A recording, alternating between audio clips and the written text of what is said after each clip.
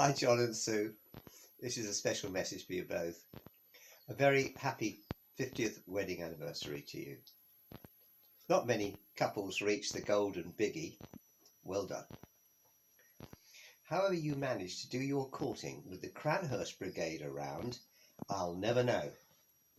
So many friends descended upon the Mitchell family home at Cranhurst Road, particularly on Sunday evenings, gathering for the weekly pilgrimage to the Red Lion pub at Childs Hill.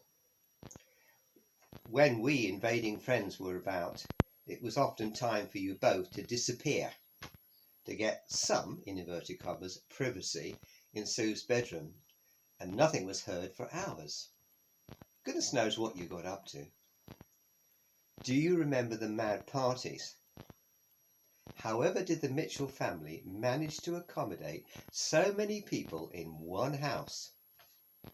Was all that crazy dancing, and what about the dancing to the 1812 overture? Who ever heard of that before? It's got to be a first. What about the mad visits, or should I say invasions, of the nurses' quarters at Lawn Road and Hampstead General Hospital? Strange men smuggled in to see Sue and her colleagues. Sister alerted and discreetly investigating. Men hiding in the cupboard. The smoke from the tobacco pipe curling out of the cracks in the cupboard door. No, sister, we're alone. Okay, girls, just a reminder. She was not fooled. She jolly well knew what was happening, and when she withdrew, the men exited by the window at the greatest speed. A lot of your activities during the early days centred around St Andrew's Church, good old St Andrew's, John Selby, and the 25th Wilson Scouts. Paul had joined up, met all the other miscreants, and brought that chap, John Bunn, home. As well as the rest of us, of course. There Sue met, selected, approved, and fell in love with John. It's true to say that we were all friends together, but Sue and John had something special, didn't you?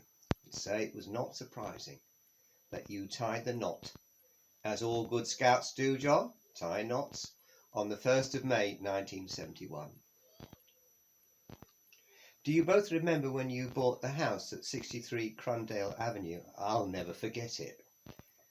Sue, your able father Fred doing the electric rewiring. Friends and family around, knocking holes in the walls, and I don't know how it's withstood all that banging, and giving Fred a hand. I think I can remember the power socket locations I personally created with a hammer and chisel, and it allowed, of course, the rewiring and the power points to be inserted by Fred. Dust everywhere.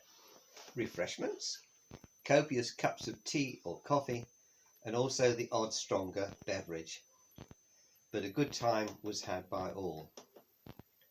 And you're still there, despite what some of us did to your house. Fred's work was always perfect, of course. During those early days, we would play Follow My Leader with Tony Thatch. Following Tony and getting into trouble at different times. You remember those days, don't you? John, you would never have been in trouble if it hadn't been for Thatch. Bless Tony, he's none too well now. What a lovely family you have produced. They're all a credit to you both. You should be proud. You've had your ups and downs in life, just like the rest of us, health and otherwise. But you've had a strong and eternal bond of love with each other, which has carried you through thick and thin. May you have many more wedding anniversaries and good times together. I hope to be able to see you, don't we, love, in June, Yes. when you've invited us across. With our love to you both. And John.